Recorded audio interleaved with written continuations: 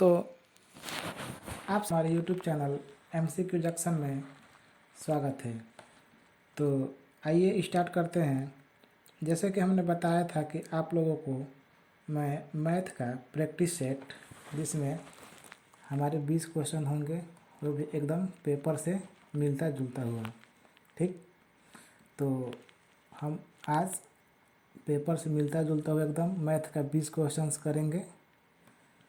समझ लिए कि ये क्या है, एक एक्सपेक्टेड पेपर ही है, ठीक। ऐसा ही पेपर एकदम आप लोगों का मैथ का आने वाला है। आज मैथ का करा दे रहे हैं, उसके बाद आपका जो होगा सीधे क्या होगा, आपका एक मॉडल सेट होगा, ठीक। एक मॉडल सेट होगा जिसमें आपका 40 रीजनिंग होंगे, इसमें 40 रीजनिंग होंगे, आपके 20 मैथ से होंगे और जो 20 होगा वो हिंदी से होगा, ठीक। तो चलिए आगे बढ़ते हैं अपने पहले क्वेश्चन की तरफ। पहला क्वेश्चन देखिए।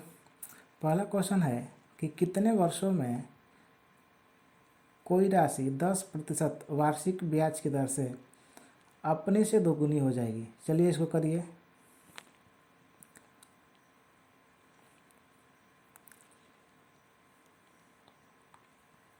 हो जाए तो कमेंट कीजिए। तो चलिए इसको देखते हैं, इसको देखते हैं क्या होगा, ठीक।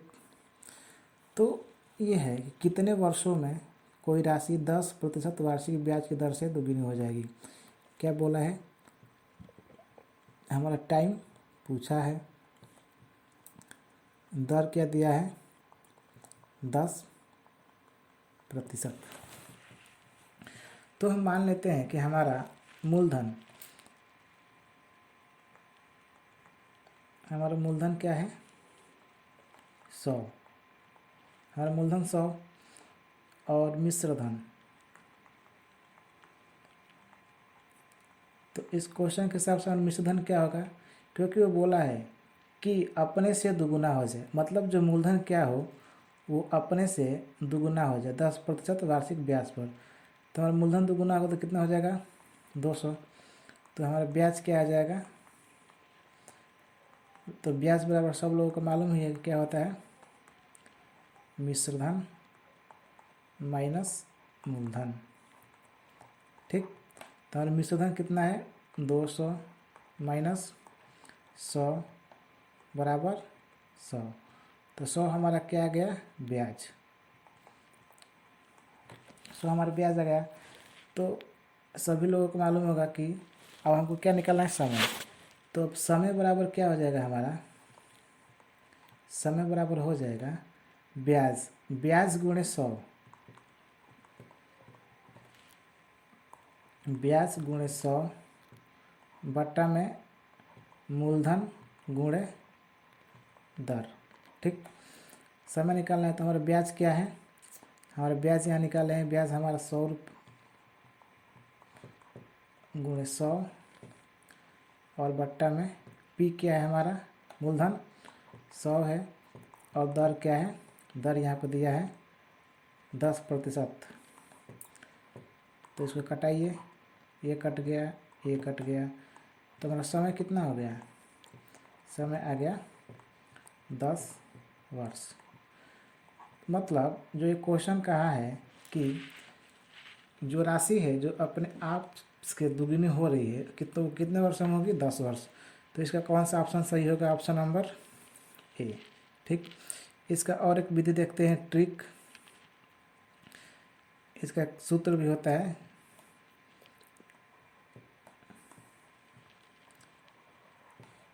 इसका आपने सूत्र सुना होगा, जिसमें अगर दिया होता है कि कोई धनराशि, ठीक, कितने वर्षों में कोई धनराशि 8% वार्षिक ब्याज की दर से अपने आप की दुगुनी हो जाएगी, कितने वर्षों में। तो हमको समय निकालना होता है, तो क्या करते हैं, समय बराबर कर देंगे हम n-1 into 100 upon r। Are मतलब दर। अब सर यहाँ पे एन क्या है, तो जो ये एन है ना, ये क्या है, वो जो हमारे क्वेश्चन में होता है कि गुना है, ठीक। तो कितना गुना है, 2 गुना है, 3 गुना है, 4 गुना है, यहीं पर एन रखेंगे। तो आइए इस तरह भी देखते हैं कितना गुना हो रहा है हमारा, 2 गुना हो रहा है। तो 2 माइनस 1 इंटू 100 अपान दर क्या है, 10। दर हमारा 10 है। तो घटाएंगे तो क्या हो जाएगा, 1 गुणे 100 बटा में 10 कट जाएगा, आपका आ जाएगा कितना, 10 वर्ष। तो ये हमारा है कौन सा मेथड, ये बेसिक मेथड है और ये डायरेक्ट ट्रिक है। तो आप दोनों विधि से देख सकते हैं, आपको जिस विधि से आसान रहे, ठीक। आपको ज़रूरी नहीं है कि आपको वहाँ बेसिक विधि से करना है। अगर आपको ये ट्रिक याद है, जो यहाँ आपको एक छोटा सा ट्रिक बताएं, ये याद है, तो आप इस विधि से भी कर सकते हैं, क्योंकि दोनों विधि से क्या है, आंसर हमारा समान ही आ रहा है। चलिए अगले क्वेश्चन पे आते हैं। अगला क्वेश्चन है कि किसी वस्तु को 900 में बेचने से प्राप्त लाभ उस वस्तु को 600 में बेचने पर हुई हानि का दोगुना है। तो इस वस्तु का क्रय मूल्य कितना होगा, इस वस्तु का क्रय मूल्य पूछा है। तो आइए इसको भी देखते हैं। देखिए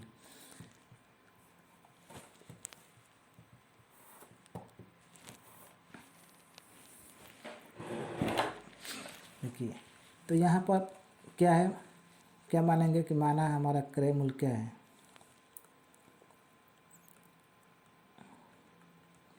माना क्रय मूल्य क्या होगा, x, ठीक। अब क्या बोला, किसी वस्तु को 900 रुपये में बेचने पर, तो मतलब यहाँ क्या दिया है, विक्रय मूल्य क्या है 900 और उसको क्या हुआ है लाभ। तो हम जानते हैं कि लाभ बराबर क्या होगा, लाभ बराबर होता है विक्रय मूल्य माइनस क्रय मूल्य। तो हमारा विक्रय मूल्य है 900 माइनस x, ठीक। इस विक्रय मूल्य में से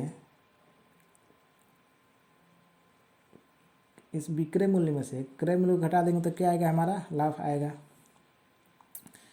तो देखिए अब दूसरे में क्या हो रहा है, उस वस्तु को 600 में बेचने पर हुई हानि की दोगुनी है।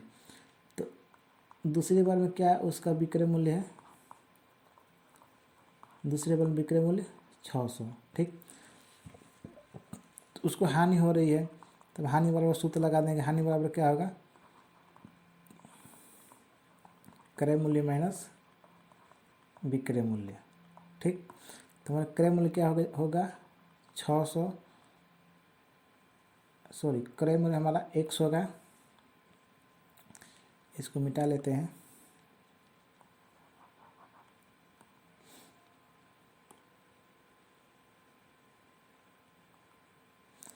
क्रय मूल्य x, ठीक। x में से हम विक्रय मूल्य घटाएंगे तो क्या होगा, हमारी हानि होती है। अब देखिए क्या बोला है कि जो हानि हुई है वो उसकी दोगुनी है, इसकी दोगुनी है, मतलब इसकी ये क्या है, दोगुनी है। तो अब इसको क्या करेंगे, दोनों को बराबर करके एक समीकरण बना लेंगे, 2x माइनस 600, क्योंकि हमको x का मान निकालना है। तो देखिए 900 minus x equal to 2x minus 1200। अभी इधर आएगा तो कितना होगा, ये 2100 बराबर ये दाएं साइड जाएगा तो 3x। तो x बराबर क्या हो जाएगा, 2100 बटा 3। तो x बराबर आ जाएगा, कितने बार में कट जाएगा ये 7, x 700। तो हमारा क्रय मूल्य क्या आ जाएगा, हमारा क्रय मूल्य आएगा 700। तो इस वस्तु का क्रय मूल्य कितना है, 700 रुपया है, ठीक। हम उम्मीद करते हैं कि आप लोगों को समझ में आ रहा होगा। अगर समझ में आ रहा होगा तो आप हमारे वीडियो को लाइक कीजिए। अब देखिए अगला क्वेश्चन है कि एक सब्जी विक्रेता 2 रुपये के 3 के हिसाब से नींबू खरीदता है, मतलब 2 रुपये में 3 नींबू खरीदता है, ठीक, और 5 रुपये में 6 के हिसाब से बेच देता है, तो उसका लाभ प्रतिशत क्या होगा?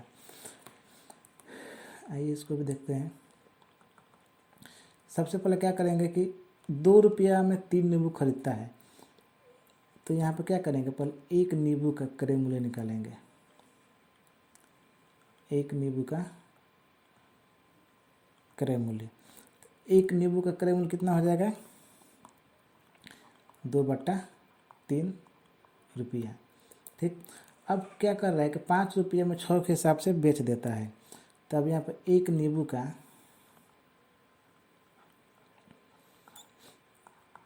नींबू का विक्रय मूल्य निकाल देंगे, जो कि क्या हो जाएगा? 5/6 रुपया। अब उसको लाभ हो रहा है, तब लाभ बराबर क्या होता है? तो सर लाभ बराबर होता है विक्रय मूल्य माइनस क्रय मूल्य, ठीक।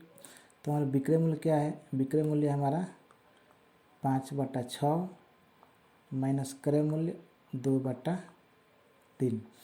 अब दोनों का एलसीएम लेंगे, एलसीएम हमारा क्या होगा? 6, ठीक। एलसीएम क्या होगा? 6। अब ये भाग देंगे और जो आता है उसे गुणा कर देते हैं, तो 5 माइनस 4, तो इसका लाभ कितना हो रहा है? 1/4 का। अब हमको लाभ प्रतिशत निकालना है, तो लाभ प्रतिशत का सूत्र तो सबको याद ही होगा। लाभ प्रतिशत बराबर क्या होता है? लाभ गुणे 100 बटा में क्रय मूल्य। क्रय मूल्य को सीपी लिख दे रहे हैं, तो लाभ हमारा हो रहा है 1/4 गुणे 1/6 लाभ हो रहा है हमको। यहाँ से हम गलत लिख दिए हैं, यहाँ पे हमारा लाभ कितना हो रहा है? 1/6 का लाभ हो रहा है। और किस पे हो रहा है? तो क्रय मूल्य पे। क्रय मूल्य कितना है हमारा? 2/3। अब इसको करेंगे तो 1/6 गुणे 100, अब ऊपर जाएगा तो क्या होगा? पलट जाएगा, ये कट जाएगा 2 बार में, और ये 2 दूनी के 4, और ये 25 बार में कटा देगा, तो होगा कितना? इसको कितने का लाभ हो रहा है? 25% का इसको लाभ हो रहा है, ठीक। तो इसमें हमारा कौन सा ऑप्शन सही है? ऑप्शन नंबर सी, कि 25% का लाभ हो रहा है। तो चलिए अगला क्वेश्चन देखते हैं। अगला क्वेश्चन है हमारा कि एक वर्गाकार प्लॉट का क्षेत्रफल 400 वर्ग मीटर है, तो बताइए इसका परिमाप कितना होगा? देखिए बहुत सिंपल सवाल है। एक वर्गाकार प्लॉट है, मान लीजिए कि ये क्या है? एक हमारा वर्गाकार प्लॉट है, इसका क्षेत्रफल है हमारा, ये मान लीजिए इसका भुजा है ए, इसका क्षेत्रफल क्या दे दिया है? 400 वर्ग मीटर या मीटर स्क्वायर। तो ये बताइए कि वर्ग का क्षेत्रफल क्या होता है? वर्ग का क्षेत्रफल बराबर होता है भुजा का स्क्वायर। भुजा का स्क्वायर, या आप इसको लिखते हैं ए स्क्वायर, ठीक। अब क्षेत्रफल दिया है हमारा 400 बराबर ए स्क्वायर, तो ए बराबर क्या हो जाएगा हमारा? 20। ए बराबर 20 हो जाएगा। अब देखिए, अब हमको क्या पूछा? हमको भुजा मालूम हो गया, अब पूछा है कि परिमाप क्या होगा। परिमाप क्या होगा? तो परिमाप बराबर क्या होता है? वर्ग का परिमाप बराबर होता है सर 4 गुणे भुजा, तो 4 गुणे 20 बराबर 80 मीटर। तो हमारा वर्ग का परिमाप क्या हो जाएगा? 80 मीटर, जो कि ऑप्शन नंबर बी में है, सही है, ठीक। अगला क्वेश्चन देखते हैं। अगला क्वेश्चन है कि एक पेटी में 100 आम है, जिसमें से 2/25 आम सड़े हुए हैं, ठीक। जिसमें से 2/25 आम सड़े हुए हैं। शेष आमों का 3/4 भाग बेच दिया गया, तो शेष बचे आमों की संख्या ज्ञात कीजिए। देखिए क्वेश्चन, इसको कैसे हल करेंगे? अब पेटी में कुल कितने आम हैं? 100 आम है, ठीक। तो इसका 2/25 क्या हुए हैं? सड़ गए हैं, तो इसका 2/25 कितना होगा? ये 4, 4 दूना 8, मतलब कि पेटी से क्या हुए हैं? 8 आम सड़ गए हैं। तो अब शेष आम बचे कितने हैं? 100 - 8 बराबर 92 आम है। अब 92 आमों में से क्या किया है कि 3/4 आम को बेच दिया है। ठीक, 3/4 आम को बेच दिया है। तो इसको कटाएंगे तो ये 2 3 23 बार में कटेगा और उसमें गुणा करेंगे तो 23 दिया 69। ठीक, अब ये क्या किया है, 69 आम को बेच दिया है। तो इसके पास पहले कितने आम थे, 92 आम थे, इसमें से 69 को बेच दिया है। तो उसके पास बचेंगे कितने आम, उसके पास 12 9 3 12 23, उसके पास टोटल 23 आम बचेंगे। तो पूछा क्या शेष बचे आमों की संख्या क्या है। तो सर शेष बचे आमों की संख्या क्या है, 23। शेष बचे आमों की संख्या 23 है। ठीक, हम आशा करते हैं कि आप लोगों को समझ में आ रहा होगा। अगर नहीं समझ में आ रहा है तो आप हमें कमेंट कीजिए, हम आपको और अच्छे से समझाने की कोशिश करेंगे। तो चलिए अगला क्वेश्चन देखते हैं अपना। अगला क्वेश्चन है कि दो विषम संख्याओं का योगफल क्या होता है। ठीक, एक अभाज्य संख्या होती है हमेशा, एक विषम संख्या होती है हमेशा, एक सम संख्या होती है। तो देखिए इसमें रटने वाला कुछ है नहीं। ठीक, कोई भी दो विषम संख्या ले लीजिए, मान लीजिए 5 और 7 ले लीजिए विषम संख्या, इसको जोड़ेंगे तो क्या आएगा 12। 11 और 13 ले लिए, इसको जोड़ रहे तो कितना रहा 24। मान लीजिए 7 और 11 ले लिए, इसका क्या आएगा 18। मान लीजिए 9 और 3 ले लिए, तो इसका क्या आएगा 12। तो हम क्या देख रहे हैं कि इनका योग हमेशा क्या आ रहा है, एक सम संख्या आ रही है। ठीक, योग हमेशा क्या आ रही है, एक सम संख्या आ रही है। तो इसका क्या है कि दो विषम संख्याओं का योगफल क्या होगा, हमेशा एक सम संख्या होता है। एकदम याद रखिएगा इसको। अगला क्वेश्चन देखते हैं कि बड़ी से बड़ी तथा छोटी से छोटी 5 अंकों की संख्याएं जो अंक इतना इतना से बनती है जब कोई अंक दोबारा ना आए। देखिए हमको बड़ी से बड़ी संख्या लेनी है। ठीक, बड़ी से बड़ी, सबसे पहले क्या करेंगे, सबसे बड़ी संख्या 8 7 5 2 0। अब इन 5 अंकों से क्या करना है, हमको बड़ी से बड़ी संख्या बनाना है। जब कोई अंक को क्या करना है, दोहराना भी नहीं है। ठीक, और छोटी से छोटी संख्या, छोटी छोटी संख्या क्या हो सकती है, सबसे छोटा 2 0 5 7 8। सबसे छोटी संख्या पर क्या हो सकती है 2 0 5 7 8। अब आप सोच रहे हैं कि हम आगे 0 को क्यों ना लें, ये भी तो छोटी संख्या हो सकती है। लेकिन अगर हम किसी एक पूर्ण संख्या के आगे 0 लगाते हैं तो क्या होता है, उस 0 को हम नहीं काउंट करते हैं। ठीक, तो ये क्या है, ये संख्या हमारा 2578 ही है। इस 0 को हम काउंट नहीं करते हैं। जैसे लिखते हैं 01 02 03 04, इसमें क्या हम 0 को काउंट कर रहे हैं, नहीं, ये हमारा 1 2 3 4 ही है। इसीलिए जब हमको 5 अंकों की बनाना है तो यहाँ तो हमारे 4 अंक की बन रही है। तो क्या करेंगे 2 0 5 7 8। अब इसको घटाएंगे, हासिल लेंगे, कितना गैप जाएगा 10। 10 में से 2 8 2, यहाँ बचा 1 11 7 4, यहाँ बचा 4 14 9 1 10 4 14 9, यहाँ बचा 6 और इसमें से ये गया 6। तो यहाँ बोला था ना कि अंतर निकालना है, अंतर निकालना है, तो इसका कौन सी हो जाएगी, ऑप्शन नंबर ए। अगला क्वेश्चन देखते हैं कि संख्या 4 7 6 5 4 2 में अंक 4 के स्थानीय मूल्यों का योग क्या है। स्थानीय मूल्यों का योग, तो आप लोग जानते हैं कि स्थानीय मान कैसे निकाला जाता है। संख्या है 4 7 6 5 4 2। अब इस 4 का स्थानीय मान क्या होगा 4, और एक कितनी संख्या है 1। अब इसका स्थानीय मान क्या होगा 4, संख्या कितनी है 1 2 3 4 5, तो उतनी 0 1 2 3 4 5। अब इनको क्या किया है, योग पूछा है, तो इसके नीचे 40 जमा देंगे उसके बाद जोड़ देंगे 0 0 0 4 0। ठीक, तो इसका स्थानीय मूल्य का योग क्या आ जाएगा? Option number D. ठीक, अब देखते हैं अगला क्वेश्चन की 12 के प्रथम 5 गुणजों का योग कितना होगा।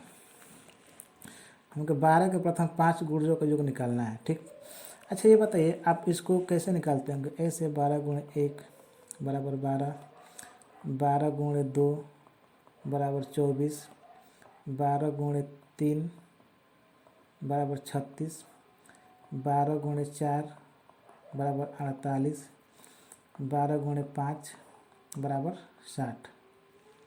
अब इसको क्या करते होंगे? इसको आप जोड़ते होंगे। ठीक, 12, 24, 36, 48 और 60 को क्या करते होंगे? जोड़ते होंगे। तो अच्छा ये बताइए इन सभी संख्याओं में हमारा क्या है?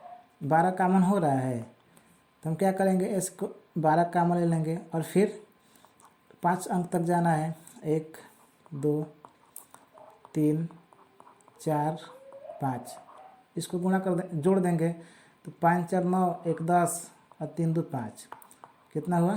15। ठीक, अब क्या करेंगे? अब यहाँ पर सिंपल गुणा कर देंगे। यहाँ पे 12 गुणे 15, तो 12 गुणे 15 कितना हो जाएगा? 12 पच्चे 60 और 12 कम 12, तो हो जाएगा हमारा 180। तो देखिए हमारा आंसर तो 180 आ गया। ठीक है, इस तरह कर रहे हैं तो इस तरह अलग अलग गुणा करना पड़ रहा है, उसके बाद फिर जोड़ना पड़ रहा है हमको। ठीक, अगर हम इसी तरह अगर 12 कॉमन ले लिए हम, उसमें 5 अंक 5 गुणज ज्ञात करना है, तो 1 से लेकर 5 तक की संख्या को क्या करेंगे? जोड़ देंगे। और जिस संख्या का गुणज निकालना है उस संख्या से क्या करेंगे? गुणा कर देंगे। क्योंकि अगर इस तरह भी आप जोड़ेंगे तो देखिए 4 2 6 6 12 12 8 20, 20 का 0 2 1 3 3 6 4 10 6 16 और 2 18। इस तरह भी क्या कर, इस तरह भी 180 आ रहा है। तो इस तरह गुणा पहले हम क्या कर रहे हैं कि 12 में एक बार 1 से, एक बार 2 से, एक बार 3 से, एक बार 4 से, एक बार 5 से, अलग अलग गुणा करके तब जोड़ रहे हैं। ठीक, तो हम इसको ऐसे क्यों ना करें जो कि हमको छोटा भी लग रहा है और समझ में भी आ रहा है कि 5 गुणज करना है इसको। तो 1 से लेकर 5 तक इसको क्या करेंगे? इसका योग कर देंगे। 1 से लेकर 5 तक की इसको योग कर देंगे, तो 1 से 5 तक जोड़ेंगे तो हमारा 15 आएगा। और 12 का गुणज ज्ञात करना तो हम सीधे क्या करेंगे? 12 से गुणा कर देंगे तो ये हमारी संख्या प्राप्त हो जाएगी। ठीक, अगला क्वेश्चन देखते हैं। अगला क्वेश्चन है कि 9587 माइनस ए बराबर 7429 माइनस 4358 है, तब ए का मान क्या होगा? तो आइए देखते हैं। 9587 माइनस ए बराबर 7 4 2 9 माइनस 4 3 5 8। ए का मान ज्ञात करना है। ठीक है, 9 5 8 7 माइनस ए बराबर, अब इसको जब हम घटाएंगे तो ये आएगा 1 7 0 3, ये आएगा 3071।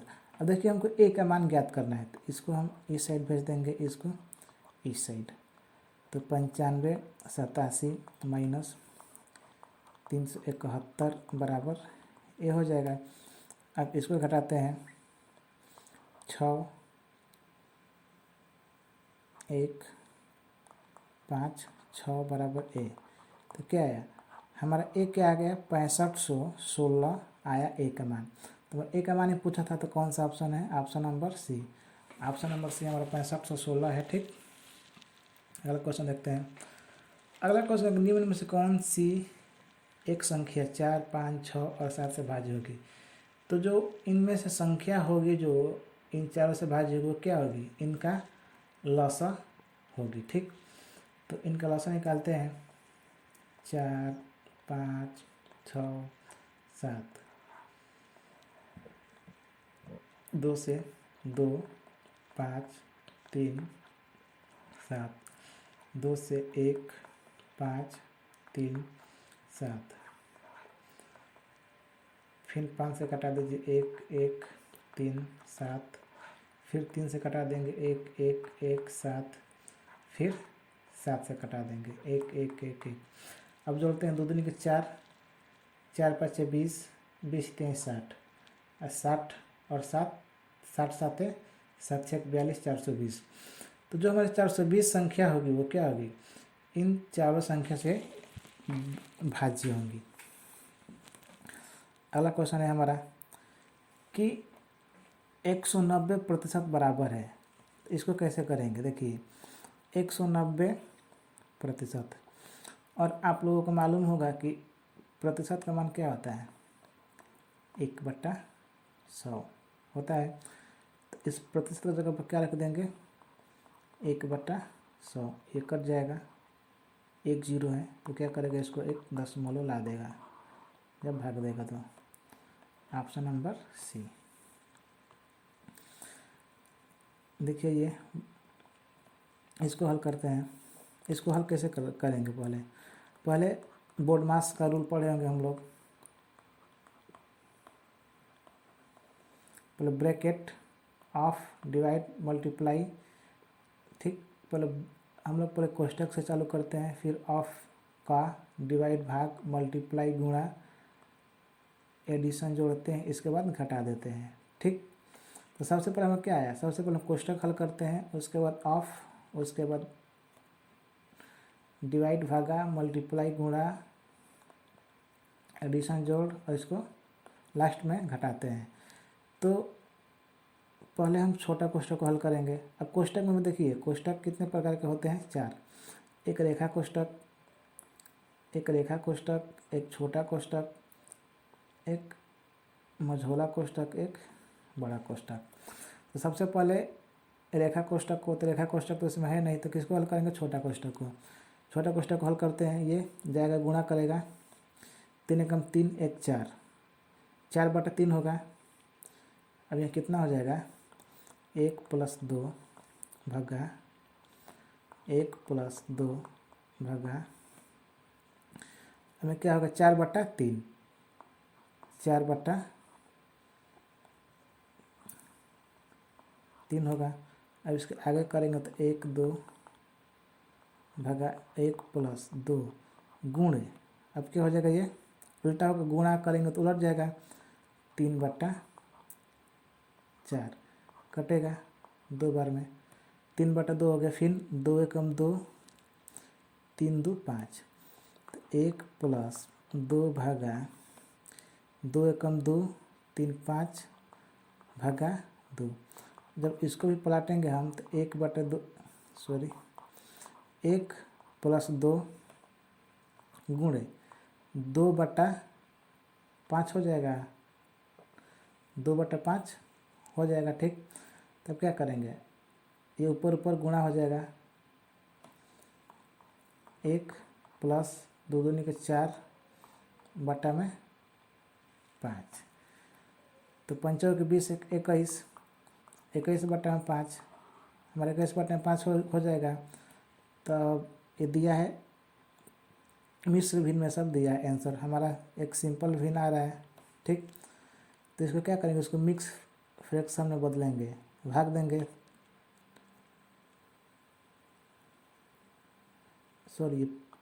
21/5 नहीं, 5 एकम 5 1 4, 9/5 आएगा।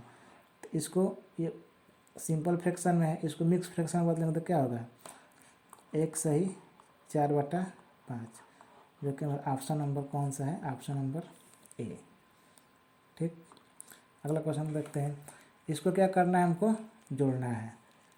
तो पॉइंट के नीचे पॉइंट को बैठाएंगे, इसमें सबसे याद रखने वाली बात क्या है, पॉइंट के नीचे पॉइंट को बैठाएंगे, फिर पॉइंट 6 6 आगे 2 6, फिर पॉइंट 6 6 आगे 1 6। अब क्या है, इसके बाद पॉइंट नहीं है तो अपने से लगा लीजिए, सुविधा रहेगी। फिर 0.66। अब जोड़ते हैं, 1 2 3 4 6 चौके 24 हासिल 2, 1 2 3 4 6 चौके 24 25 26 का 6 हासिल 2, 6 चौके 24 और 2 26 हासिल 2, 6 6 12 और 2 14 और 6 एक 7, तो आया कितना 746.64। तो इसको जोड़ने पर क्या आएगा हमारा 746.64।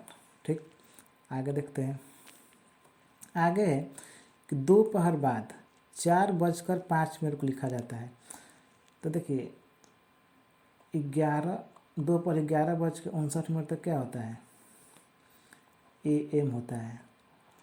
जैसे ही हमारा 12 बजता है दोपहर का, वो क्या हो जाएगा PM हो जाएगा। ठीक, तब ये क्या है दोपहर बाद 4:05 लिखना है, तो दोपहर के बाद क्या होगा PM होगा।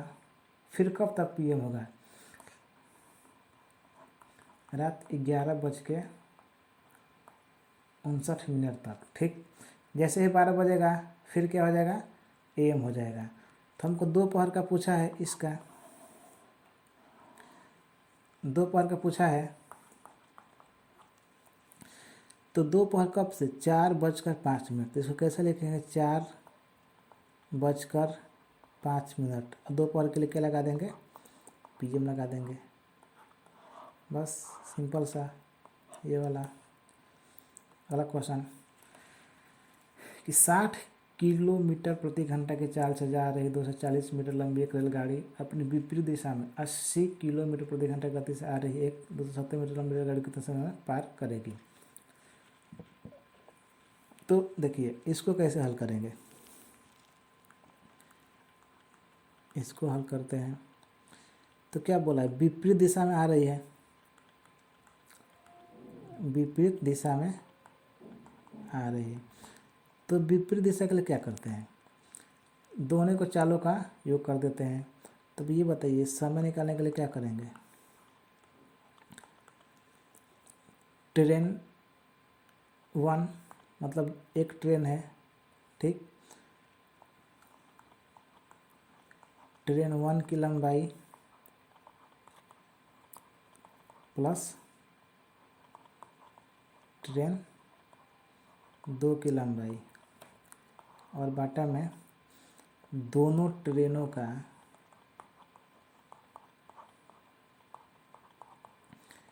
चालों का योग। जब विपरीत दिशा में जाते हैं तो क्या करते हैं उनके चालों का योग निकाल देते हैं। तब देखिए अब समय बराबर ट्रेन। अब देखिए यहाँ पर हमारा सबसे पहले ध्यान देंगे इसके जो डायमेंशंस है वो उस पर ध्यान देंगे। तो ये देखिए ये लंबाई मीटर में है और चाल किलोमीटर प्रति घंटा में। तो सबसे पहले क्या करेंगे इसको मीटर प्रति सेकेंड में बदलेंगे।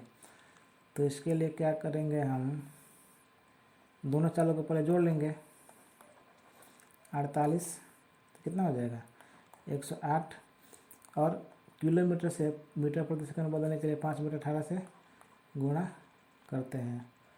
18 छक्का 108 और 6 5, तो इसका मीटर प्रति सेकंड में निकाल दिया 30 मीटर प्रति सेकंड। अब दोनों ट्रेन की लंबाई क्या है 240 प्लस 270 बट्टा में 30। अब जोड़ेंगे तो आ जाएगा 4 5 510 30 कट जाएगा कितने बार में 17। तब क्या आ गया यहाँ पर सेकेंड। 17 सेकेंड में क्या करेगी वो एक दूसरे को पार कर देंगी। तो यह हमारा option number B is right. अगला क्वेश्चन देखते हैं। अगला क्वेश्चन है कि गोपाल अपने घर से अपने विद्यालय 3 किलोमीटर प्रति घंटा की चाल से जाने पर 5 मीटर देरी से पहुंचता है। क्या करता है 5 मीटर देरी से पहुंचता है। यदि वह 4 किलोमीटर प्रति घंटा की चाल से चले तो विद्यालय के समय से 5 मिनट पहले पहुंच जाता है, तो उसके घर से विद्यालय की दूरी कितनी है। तो आइए देखते हैं कि माना विद्यालय की दूरी क्या है x,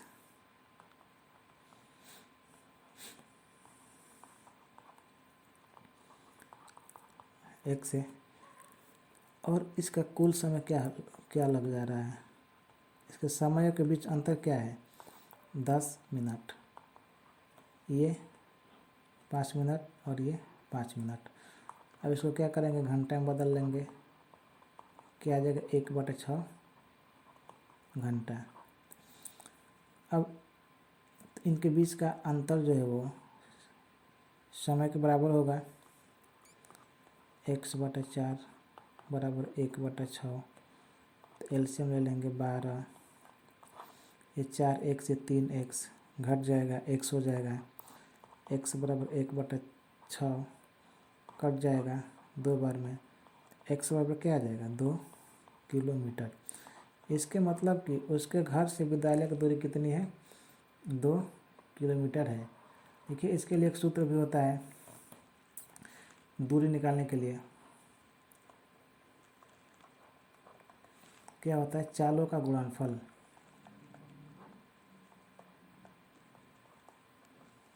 चालों का गुणनफल बट्टा में चालों का अंतर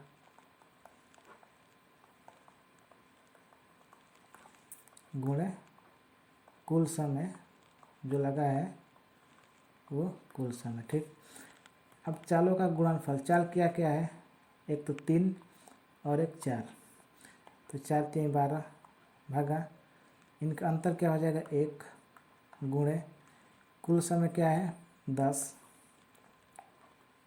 इसको मिनट में सेकेंड घंटे में बदलने के लिए 60 से भागा, ये कटा और ये 2 बार में कटा, तो हमारी दूरी क्या आ गई, दूरी आ गई 2 किलोमीटर। ठीक, दूरी हमारी 2 किलोमीटर आ गई।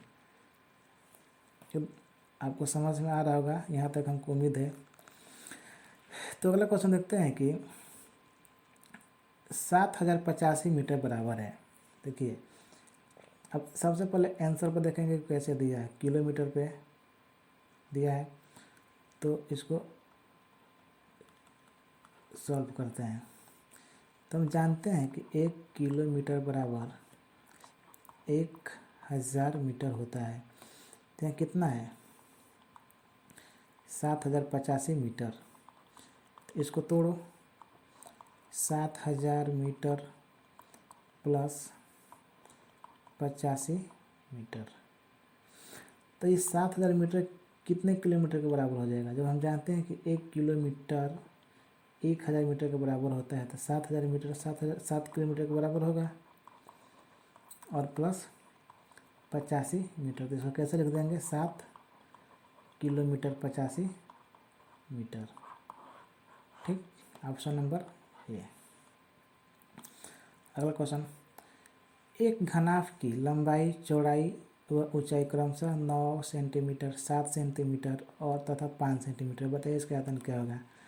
तो सबको मालूम होगा कि घनाभ का आयतन क्या होता है सर,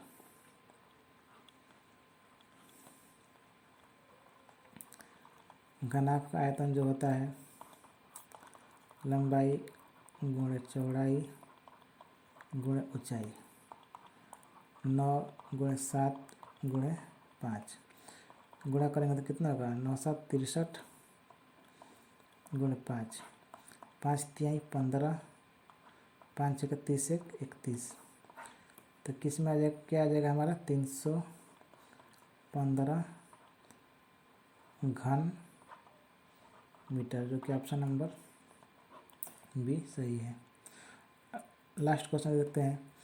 लास्ट क्वेश्चन है 4 संबंधे 7, उसके बाद ये किसका क्या चीज़ का चिन्ह होता है, समानुपात का, और एक संबंध 28।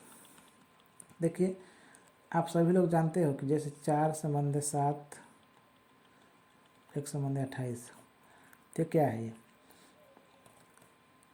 ये 4/7 और x/8 के 28 क्या होंगे, आपस में बराबर होंगे।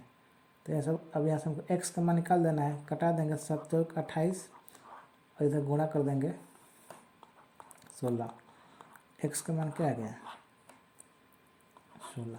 ठीक, नहीं समझ में आ रहा है, फिर से देखिए 4/7 इक्वल टू x/28, यहाँ तक तो समझ में आ रहा होगा। अब हमको x का मान ज्ञात करना, तो इसको इस साइड भेजेंगे बराबर के, तो 4 गुणे 28/7 बराबर x, कट गया 7 चौक 28, x बराबर 16।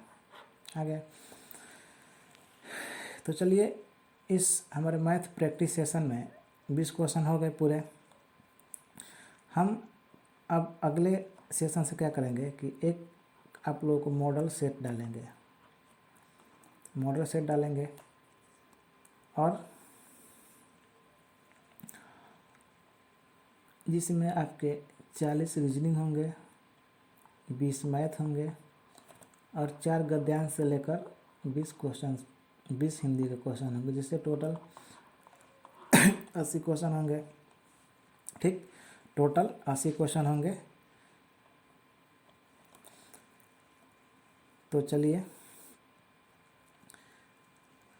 आप लोगों को हमारा वीडियो अच्छा लगा होगा तो इसको हमारे वीडियो को शेयर कीजिएगा और लाइक भी कीजिएगा, और हमारे चैनल को सब्सक्राइब करके बेल आइकन को क्या करिएगा, प्रेस कर दीजिएगा, जिससे कि आप लोगों को जो हम वीडियो डालें उसका आप लोगों को नोटिफिकेशन क्या हो, समय से मिलता रहे, जिससे आप लोग एक भी वीडियो मिस ना कर पाए और पेपर में एकदम बढ़िया करके आए। ठीक, धन्यवाद।